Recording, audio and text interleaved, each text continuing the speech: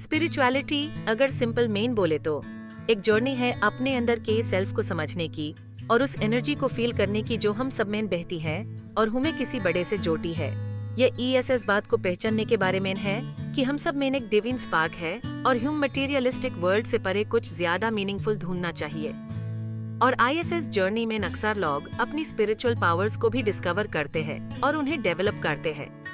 ये पावर्स जो अक्सर हम सब में हिडन होते हैं कोई सुपरनैचुरल चीज नहीं है बल्कि एक ऐसी स्टेट ऑफ अवेयरनेस है जहां हम यूनिवर्सल एनर्जी से ज्यादा कनेक्ट हो जाते हैं। ये पावर्स अलग अलग रूप में दिखते हैं जैसे इंट्यूशन, एम्पैथी, हीलिंग और मैनिफेस्टेशन। और ये एनर्जी जिसे हम अक्सर प्राणायाची कहते हैं हमें सब्टल रियल्म्स के साथ इंटरेक्ट करने की पावर देती है जिसमें स्पिरिट्स की दुनिया भी शामिल है। जैसे फिजिकल एक्सरसाइज से बॉडी स्ट्रांग होती है वैसे ही स्पिरिचुअल प्रैक्टिसेस जैसे मेडिटेशन, प्रेयर और माइंडफुलनेस से ये इनर पावर स्ट्रांग होते हैं। हम जितना ज्यादा अपने स्पिरिचुअल साइड को नर्चर करते हैं उतना ही हमारा कनेक्शन यूनिवर्सल एनर्जी के साथ स्ट्रांग होता है और उतनी ही ज्यादा पावर के साथ हमारी स्पिरिचुअल एबिलिटीज मैनिफेस्ट होती है। लेकिन ये बात याद रखना बहुत इम्पोर्टेंट है कि स्पिरिचुअल पावर्स कंट्रोल या मैनिपुलेशन के लिए नहीं होते। उन्हें रिस्पॉन्सिबिलिटी के साथ यूज करना चाहिए, कंपैशन और हार्मनी की डिजायर के साथ, स्पेशली जब हम अनसीन वर्ल्ड ऑफ स्पिरिट्स के साथ डील कर रहे हो। फिजिकल और स्पिरिचुअल वर्ल्ड के बीच का कर्टन अक्सर इम्पेनेट्रेबल लगता है, लेकिन जो लोग अपनी स्पिरिचुअल पावर्स को कल्टीवेट करते हैं वो ISS कर्टन को हटाना सीख जाते हैं। यह कनेक्शन स्पिरिट्स को अपनी मर्जी से बुलाने के बारे में नहीं है बल्कि खुद को एक अलग फ्रीक्वेंसी, एक अलग प्लेन ऑफ एग्जिस्टेंस के साथ ट्यून करने के बारे में है। इमेजिन करो जैसे हम रेडियो ट्यून करते हैं।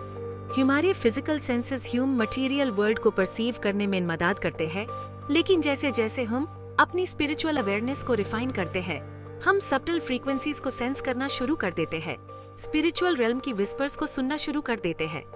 और ये हाइटेंड सेंसिटिविटी ह्यूमन एनर्जीज और एंटिटीज के साथ परसीव और इंटरैक्ट करने में मदद करती है जो नॉर्मली ह्यूमन दिखाई नहीं देते। स्पिरिचुअल लोग फोकस्ड इंटेंशन और प्रैक्टिस के थ्रू स्पिरिट से कम्युनिकेट कर सकते हैं। ये कम्युनिकेशन हमेशा वर्बल नहीं होती, ये फीलिंग्स, इमेजेस या इंट्यूटिव नोइंग के थ्रू भी हो सकती है। यह सिर्फ कानों से सुनने के बारे में नहीं है बल्कि दिल से सुनने के बारे में है और उन मैसेजेस और इमोशंस को समझने के बारे में है जो स्पिरिचुअल रियल्म की सब्टल लैंग्वेज में कॉन्वे की जाती है। लेकिन ये कनेक्शन आसान नहीं होता। स्पिरिट वर्ल्ड भी बिल्कुल हमारी वर्ल्ड की तरह अलग अलग तरह की एंटिटीज से भरा हुआ है जिसमें कुछ बेनेवोलेंट होते हैं और कुछ मलेवोलेंट। इसीलिए डिसर्नमेंट बहुत इंपॉर्टेंट हो जाता है जिससे हम हेल्पफुल गाइड्स और उनके बीच डिफरेंस कर सके जो अच्छे इंटेंशंस नहीं रखते। स्पिरिट से लड़ने का मतलब फोर्स से बैटल करना नहीं है बल्कि स्पिरिचुअल रियल्म में असली पावर आपके स्पिरिट की स्ट्रेंथ में है। ये इनर फोर्टिट्यूड के बारे में है, गुड की पावर में अनशेकेबल बिलीफ के बारे में है और अननोन का सामना कंपैशन और अंडरस्टैंडिंग के साथ करने की कूरेज के बारे में है। कुछ स्पिरिचुअल ट्रेडिशंस में रिचुअल्स और टेक्निक्स का यूज नेगेटिव एंटिटीज को भगाने या उन्हें कंट्रोल करने के लिए किया जाता है, लेकिन असली प्रोटेक्शन आपके इनर लाइट की स्ट्रेंथ से आती है। एक प्योर हार्ट जो लव और कंपैशन से भरा हो एक शील्ड की तरह काम करता है, नेगेटिविटी को दूर करता है और बेनेवोलेंट एनर्जीज को अट्रैक्ट करता है। इसका मतलब ये नहीं है कि एक्सटर्नल मेथड्स बेकार है। रिचुअल्स जो अक्सर जनरेशन से चले आ रहे हैं एक फोकल पॉइंट की तरह काम कर सकते हैं, एक तरीका जिससे हम अपने इंटेंशन को चैनल कर सके और कलेक्टिव स्पिरिचुअल एनर्जी को ड्रॉ कर सके। यह ह्यूमन एक्शन के लिए एक फ्रेमवर्क प्रोवाइड करते हैं, लेकिन उनकी इफेक्टिवनेस अल्टीमेटली इंडिविजुअल की इनर स्ट्रेंथ और डिवाइन के साथ कनेक्शन पर डिपेंड करती है। तो सवाल ये उठता है, क्या नेगेटिव एंटिटीज का सामना करने के लिए एक सर्टेन लेवल की स्पिरिचुअल एडवांसमेंट जरूरी है? एक्सपीरियंस और प्रैक्टिस से हमारी एबिलिटीज रिफाइन तो होती है, लेकिन डिवाइन के साथ कनेक्ट करने और उसकी प्रोटेक्टिव पावर को टप करने की पोटेंशियल हम सभी में होती है। अलग अलग कल्चर्स और रिलीजन्स में अनवांटेड स्पिरिचुअल प्रेजेंसेस से डील करने के लिए अलग अलग रिचुअल्स डेवलप हुए हैं। ये प्रैक्टिसेस जो उनके रिस्पेक्टिव ट्रेडिशंस का एक इम्पोर्टेंट पार्ट है, हमें ये समझने में मदद करते हैं कि ह्यूमंस ने अलग अलग तरीकों से स्पिरिट वर्ल्ड को समझने और उसके साथ इंटरैक्ट करने की कोशिश की है। हिंदुइज्म में elaborate Pooja's, prayer rituals specific डीएटीज को प्रोटेक्शन और गाइडेंस के लिए इन्वोक करते हैं। इंसेंस जलाना, मंत्रास चंट करना और फ्लावर्स और फूड ऑफर करना, यह सब एक सेक्रेट स्पेस क्रिएट करने में मदद करते हैं। पॉजिटिव एनर्जीज को इनवाइट करते हैं और मलेवोलेंट एनर्जीज को दूर भगाते हैं। वेरियस इंडिजिनस कल्चर्स में शमन्स और मेडिसिन मैन फिजिकल और स्पिरिचुअल रियल्म्स के बीच इंटरमीडियरीज की तरह काम करते हैं। वो रिचुअल्स परफॉर्म करते हैं जिसमें ड्रमिंग, चांटिंग और हर्बल रेमेडीज का यूज स्पिरिट्स को अपीज करने, स्पिरिचुअल एलिमेंट्स को हील करने और इंडिविजुअल और कम्युनिटी में बैलेंस रेस्टोर करने के लिए किया जाता है। क्रिश्चियनिटी में प्रेयर को इंपॉर्टेंस दी जाती है, जिसमें अक्सर जीसस क्राइस्ट या स्पेसिफिक सेंट्स का नाम लेकर प्रोटेक्शन और डिलीवरेंस फ्रॉम ईविल के लिए प्रे किया जाता है। एक्सोर्सिज्म्स, जो ऑर्डेन्ड प्रीस्ट्स के द्वारा किया जाता है, एक ज्यादा फॉर्मल रिचुअल है जिसका एम डिमोनिक एंटिटीज को उन इंडिविजुअल्स से बाहर निकालना होता है जिनके बारे में बिलीव किया जाता है कि वो पोसेस्ड है। दोस्तों, इतिहास के पन्नों में आपको हर जगह आध्यात्मिक लड़ाइयों की कहानियां मिल जाएंगी, फिर चाहे वो पुरानी किताबों में लिखी हो या पीढ़ी दर पीढ़ी जुबानी सुनाई गई हो। ये कहानियां हमें अच्छाई और बुराई, रोशनी और अंधेरे के बीच होने वाली इस जंग की झलक देती है।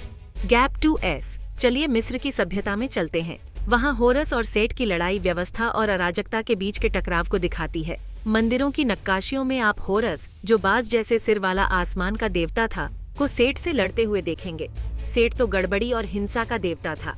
इसी लड़ाई से दुनिया का भविष्य तय हुआ था। Gap 2S। अब चलते हैं प्राचीन यूनान की दुनिया में। वहाँ आपको ओलंपियन देवताओं और टाइटन्स के बीच की लड़ाई की कहानियां मिलेंगी। जियूस, बिजली फेंकने वाला देवता, अपने भाई बहनों के साथ 10 साल तक प्रकृति की ताकतों से लड़ता रहा। आखिरकार उसने ओलंपस पर्वत पर नई व्यवस्था की स्थापना की। गैप 2S पूरब में हिंदू महाकाव्य महाभारत में कुरुक्षेत्र के युद्ध का वर्णन है। ये कौरवों और पांडवों के बीच की भयंकर लड़ाई थी। देवताओं के दखल और धर्म की उलझनों से भरी ये कहानी बेहद दिलचस्प है। Gap 2S। इसी तरह आदिवासी संस्कृतियों में भी आध्यात्मिक लड़ाइयों की कहानियां हैं। वहाँ के शेमन ओझा बुरी आत्माओं से लड़कर अपने समुदाय की रक्षा करते थे। वो समाधि में जाते थे, पूर्वजों से बातें करते थे और प्रकृति की शक्तियों का इस्तेमाल करके संतुलन बनाए रखते थे। Gap 2S। ईसाई धर्म में भी आध्यात्मिक लड़ाइयों की कहानियां हैं। बाइबल की रहस्योद्घाटन की किताब में महादूत माइकल और उसके स्वर्गदूतों की लड़ाई एक अजगर से होती है। ये अजगर दरअसल शैतान और उसके गिरे हुए स्वर्गदूतों का प्रतीक है। ये कहानी अच्छाई की बुराई पर आखिरी जीत की बात करती है। Gap 2S। भले ही ये कहानियां अलग अलग संस्कृतियों और समय की हों, लेकिन इन सब में एक बात तो साफ है, वो ये कि आध्यात्मिक दुनिया का हमारी दुनिया पर गहरा असर होता है। ये कहानियां हमें याद दिलाती हैं कि आध्यात्मिक समझ और सुरक्षा पाने की कोशिश सभी इंसान करते हैं। Gap 2S। जब हम इन कहानियों पर सोचते हैं तो हमें इंसानी जज्बे और अनदेखी ताकतों से लड़ने की ताकत का अंदाजा होता है। ये पुरानी लड़ाइयाँ आज भी हमें आध्यात्मिक दुनिया को समझने में मदद करती हैं और प्रेरणा देती हैं। आज की दुनिया में भी अच्छाई और बुराई, रोशनी और अंधेरे की लड़ाई जारी है, बस थोड़े अलग अंदाज में। मिलिए आज के जमाने के आध्यात्मिक योद्धाओं से। ये वो लोग हैं जो अपनी अनोखी ताकत और अटूट विश्वास से उन अनदेखी शक्तियों का सामना करते हैं जो हमारी दुनिया को प्रभावित करती हैं। चाहे वो आध्यात्मिक उपचारक हों या भूत भगाने वाले, ऊर्जा से काम करने वाले हों या पुराने रीति रिवाजों को मानने वाले शमा, ये सभी अपने अपने तरीकों से आज के समय की आध्यात्मिक लड़ाइयां लड़ रहे हैं। देखिए न उन आध्यात्मिक उपचारकों को जो क्रिस्टल और रेकी की शक्ति से लोगों की ऊर्जा को साफ और सुरक्षित करते हैं। अक्सर अनदेखा उनका काम इस भाग दौड़ भरी दुनिया में संतुलन और तालमेल लाने में मदद करता है। फिर हैं भूत प्रेत भगाने वाले, जो सीधे तौर पर बुरी आत्माओं का सामना करते हैं, उन्हें भगाने के लिए खास अनुष्ठान करते हैं और पीड़ित लोगों की रक्षा करते हैं। उनकी बहादुरी और समर्पण अंधेरे के खिलाफ चल रही इस लड़ाई का सबूत है। ऊर्जा से काम करने वाले भी एक अहम भूमिका निभाते हैं। चिगोंग और प्राणिक हीलिंग जैसी तकनीकों के जरिए वे जीवन शक्ति ऊर्जा यानी ची से काम करते हैं, शारीरिक और भावनात्मक घावों को भरते हैं और लोगों को उम्मीद और ताकत देते हैं। शमा, जो आदिवासी समुदायों के आध्यात्मिक नेता हैं, वे आत्माओं की दुनिया से बात करने की सदियों पुरानी परंपराओं को निभाते हैं। अपने लोगों के लिए मार्गदर्शन और सुरक्षा पाते हैं। प्रकृति और पूर्वजों के साथ उनका गहरा संबंध उनके समुदायों के आध्यात्मिक संतुलन को बनाए रखने में एक शक्तिशाली ताकत है। आज के डिजिटल युग में आध्यात्मिक योद्धा भी अपने संदेश को फैलाने और ज्यादा लोगों तक पहुंचने के लिए तकनीक का इस्तेमाल कर रहे हैं। ऑनलाइन ध्यान गाइड, आध्यात्मिक पॉडकास्ट और वर्चुअल हीलिंग सेशन आध्यात्मिक तंदुरुस्ती के लिए चल रही इस लड़ाई में महत्वपूर्ण औजार बन गए हैं। ये आधुनिक आध्यात्मिक योद्धा हमें याद दिलाते हैं कि आध्यात्मिक ज्ञान और सुरक्षा की लड़ाई अभी खत्म नहीं हुई है। उनकी हिम्मत, समर्पण और अटूट विश्वास हमें दिखाई देने वाली दुनिया से परे देखने और आध्यात्मिक दुनिया के हमारे जीवन पर पड़ने वाले गहरे प्रभाव को समझने के लिए प्रेरित करता है। जैसे जैसे हम आधुनिक दुनिया की पेचीदगियों से गुजरते हैं, हमें इन योद्धाओं और अंदर की शांति और तालमेल को तोड़ने वाली ताकतों के खिलाफ उनकी लगातार जारी लड़ाई से ताकत लेनी चाहिए। आध्यात्मिक युद्ध की विरासत जारी है, समय के साथ बदल रही है, लेकिन फिर भी रोशनी और अंधेरे के बीच के उसी शाश्वत संघर्ष में जड़ें जमाए हुए हैं। और इस जारी लड़ाई में आधुनिक आध्यात्मिक योद्धा हमारे मार्गदर्शक और रक्षक के रूप में खड़े हैं, जो आगे का रास्ता रोशन करते हैं। सीन 1। दोस्तों, जिंदगी में रोशनी और अंधेरे की ये लड़ाई तो चलती ही रहती है। ऐसे में खुद को आध्यात्मिक तरीकों से मजबूत करना बहुत जरूरी है। ये तरीके, जो सदियों पुरानी समझ से निकले हैं और आज के जमाने के लिए ढाले गए हैं, हमें बुरी ताकतों से बचाते हैं और अंदर से मजबूत बनाते हैं। सीन 2। एक बहुत ताकतवर तरीका है ध्यान या मेडिटेशन। इससे मन शांत होता है और आत्मा मजबूत होती है। भीतर की शांति और साफ सोच पर ध्यान देने से हम अपने चारों तरफ एक सुरक्षा कवच बना सकते हैं, जो नकारात्मक ऊर्जा को दूर रखता है। सीन 3। एक और जरूरी तरीका है सुरक्षा चिन्हों और ताबीजों का इस्तेमाल। होरुस की आंख, हमसा और पेंटाकल जैसे चिन्हों को उनकी सुरक्षात्मक शक्तियों के लिए सदियों से माना जाता रहा है। इन्हें पहनने या अपने आसपास रखने से बुरी ताकतों के खिलाफ एक दीवार खड़ी हो जाती है। सीन 4। साफ सफाई की रस्में, जैसे सेज या पालो सैंटो, पवित्र लकड़ी से धुआं देना, भी अपनी जगह को शुद्ध करने और नकारात्मक ऊर्जा को हटाने में बहुत असरदार होती है। अक्सर प्रार्थना या अच्छे इरादों के साथ की जाने वाली ये रस्में एक संतुलित और सामंजस्यपूर्ण माहौल बनाए रखने में मदद करती हैं।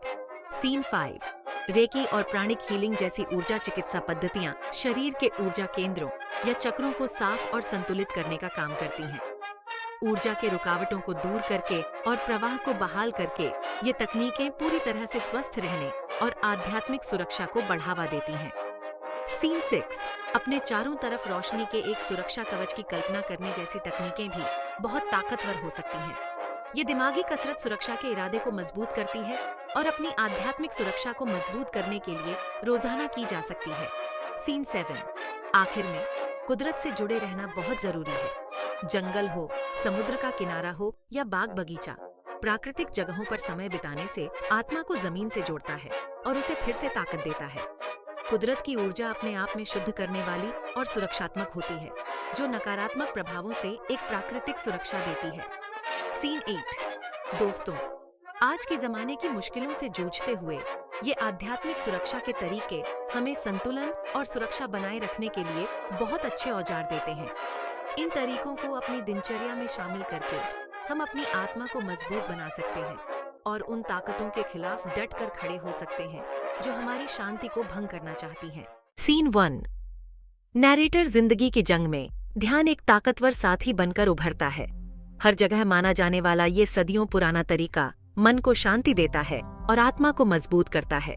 भीतर की तरफ ध्यान लगाने से हम एक ऐसा सुकून का कवच बनाते हैं जो नकारात्मक ऊर्जाओं को दूर भगाता है। नैरेटर ध्यान मन के तूफानी समंदर को शांत करता है, जिससे साफ सोच और भीतरी शांति पैदा होती है। ये मानसिक स्थिरता उस उलझन के खिलाफ एक मजबूत सुरक्षा है जो हमारे आध्यात्मिक संतुलन को बिगाड़ना चाहती है। नैरेटर नियमित अभ्यास से ध्यान हमारी आध्यात्मिक ताकत को बढ़ाता है। इससे हम उन अनदेखी ताकतों से लड़ने के लिए मजबूत होते हैं जो हमारी खुशहाली को चुनौती देती हैं। ये दुनिया से भागना नहीं, बल्कि रोजाना आने वाली आध्यात्मिक लड़ाइयों के लिए तैयार होना है।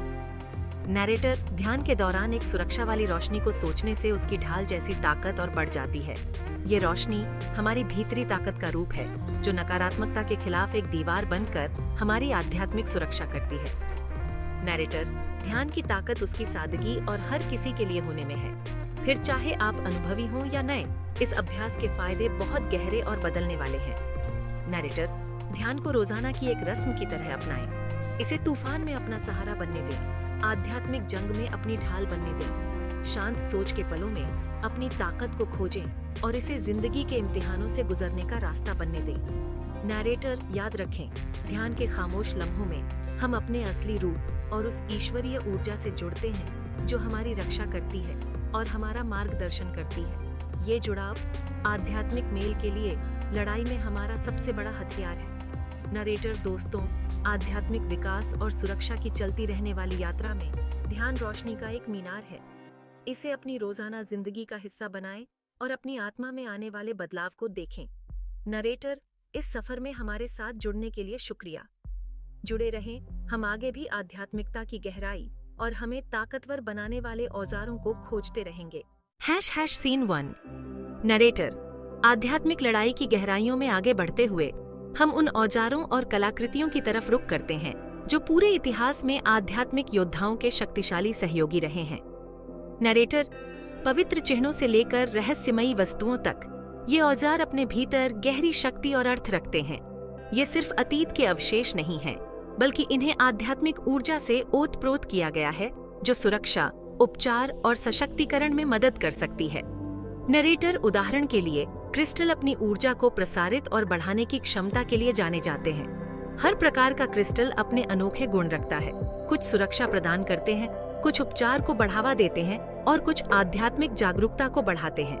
नरेटर, ताबीज और सुरक्षा कवच, जो अक्सर पवित्र चिन्हों से अंकित होते हैं, अनगिनत संस्कृतियों द्वारा नकारात्मक ऊर्जाओं को दूर भगाने और सकारात्मक स्पंदनों को आमंत्रित करने के लिए उपयोग किए जाते हैं। ये कलाकृतियां आध्यात्मिक क्षेत्र से एक ठोस संबंध के रूप में कार्य करती है, जो हमें अदृश्य शक्तियों की याद दिलाती है। नरेटर, पवित्र ज्ञान और बुद्धि से भरे प्राचीन ग्रंथ और पुस्तकें आध्यात्मिक क्षेत्र में मार्गदर्शन और अंतर्दृष्टि प्रदान करते हैं। ये आध्यात्मिक अभ्यासों के खाके हैं जो पीढ़ियों से चले आ रहे निर्देशों और मंत्रों की पेशकश करते हैं। नरेटर, आधुनिक आध्यात्मिक योद्धा भी समकालीन उपकरणों जैसे कि गायन कटोरे, साउंड बोल्स, धूप और आवश्यक तेलों, एसेंशियल ऑयल्स का उपयोग करते हैं। ये चीजें एक पवित्र स्थान बनाने, आभा को शुद्ध करने और आत्मा को ऊपर उठाने में मदद करती हैं। नरेटर, यह याद रखना जरूरी है कि ये औजार और कलाकृतियां अपने आप में जादुई नहीं हैं, बल्कि आध्यात्मिक ऊर्जा के लिए माध्यम के रूप में कार्य करते हैं, जिसे हम अपने इरादों और अभ्यासों के माध्यम से आह्वान करते हैं। नरेटर, इन आध्यात्मिक औजारों और कलाकृतियों को अपने दैनिक जीवन में शामिल करके हम अपने आध्यात्मिक सुरक्षा को मजबूत कर सकते हैं, दिव्य से अपने संबंध को बढ़ा सकते हैं और अधिक शक्ति और स्पष्टता के साथ आध्यात्मिक युद्ध की चुनौतियों का सामना कर सकते हैं। नरेटर, आध्यात्मिक औजारों और कलाकृतियों की इस खोज में हमारे साथ जुड़ने के लिए धन्यवाद। हमारे साथ बने रहें, क्योंकि हम आध्यात्मिकता के गहन रहस्यों को उजागर करना जारी रखते हैं और उन तरीकों से जिनसे हम इस पवित्र यात्रा पर अपनी आत्माओं को सशक्त बना सकते हैं। #Scene 1 नरेटर, आध्यात्मिक दुनिया की गहराई में जाते हुए आज हम उन लोगों की सच्ची कहानियों पर ध्यान देंगे जिन्होंने आध्यात्मिक टकराव का सामना किया है।